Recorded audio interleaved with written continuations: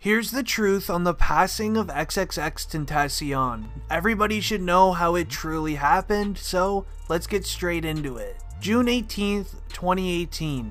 XXXTentacion's day starts by hopping in his all-custom, blacked-out BMW i8 and heads to the Bank of America to withdraw cash for a new motorcycle purchase that he will be making later on in the day. At the Bank of America, XXXTentacion then withdraws $50,000 cash. He stuffs that cash in a Louis Vuitton pullover bag. While at the Bank of America, XXXTentacion was spotted by a group of men. These four men noticed X's all-black BMW and then saw him exit his vehicle and obviously knew exactly who he was, as you could pretty much notice XXXTentacion in a large crowd. Now these four men named Dedrick William, Robert Allen, Michael Boatwright, and Trayvon Newsom ended up tailing XXXTentacion's BMW i8 for the rest of the entire day. So after the trip to the bank, XXXTentacion then made his way to Riva Motorsports,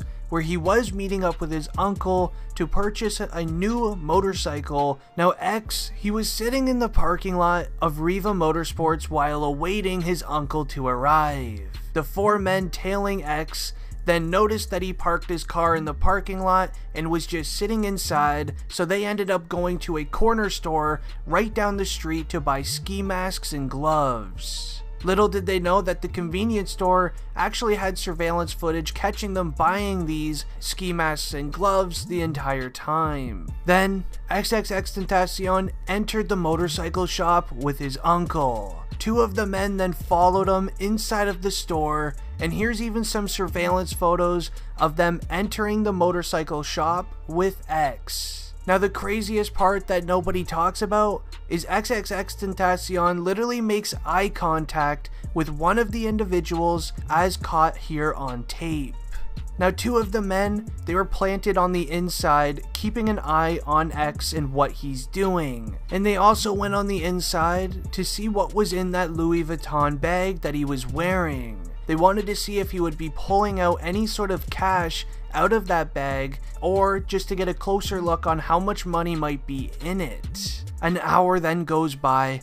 XXXTentacion then leaves the motorcycle shop, still wearing the Louis Vuitton pullover bag with all of the cash still in it. Allegedly, it was reported by the two individuals on the inside to the guys waiting in the vehicle that X never opened up the bag or never shared what was inside. Then X hops into his BMW. He sits in the parking lot just for a little bit, and then while trying to exit the one-way parking lot, a minivan then pulls in front of him, blocking him from leaving.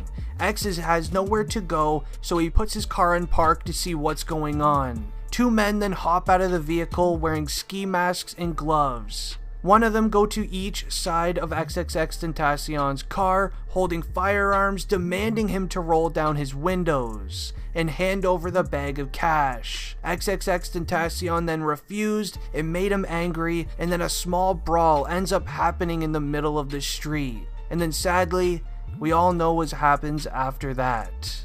These four men did what they did to X for an alleged $50,000 of cash inside of a Louis Vuitton duffel.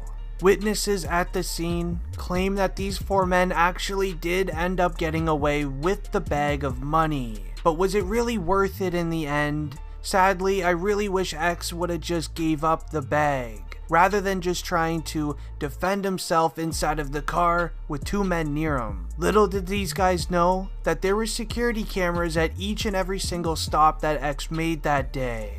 And not to mention the security camera inside of the convenience store, where two of the men were literally seen without any face protection on them, so they were able to be caught clear as day.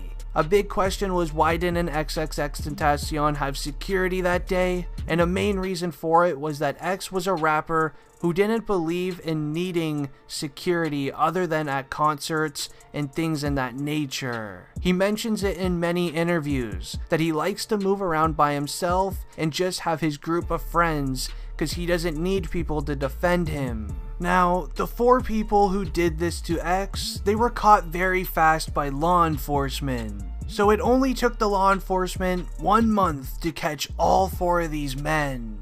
Dedrick William, he was charged with first degree and even tried applying for bail. He was very obviously denied on that, and he was told to basically just sit back down and get ready for trial. Williams ended up pleading non-guilty in this case, even though he was actually shown on camera following XXXTentacion's car for hours prior to the incident. What these 4 men didn't realize was at the bank, they have security cameras. The corner store where they bought ski masks and gloves also had security cameras. And Riva Motorsports also had security cameras. Michael Boatwright then was taken in for the exact same thing as Dedrick Williams. He's yet to plead guilty or not, but he will be forced to soon. The 3rd man, Robert Allen, he was taken into lockup as well, after being found at his sister's house in the literally middle of nowhere in Georgia. He was booked into Dodge County.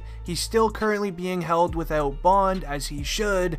And lastly, Trayvon. He was the last man involved who was charged and found by law enforcement, and he was just charged with the same thing as everybody else. Now, with these 4 men using tactics inside of the courtroom with lawyers, they've been making this court case last very, very long. The most recent update of these 4 men in the court case of the passing of X ended up having with one of these individuals asking the court to provide him with $10,000, that way he can have help proving he's innocent in this court case.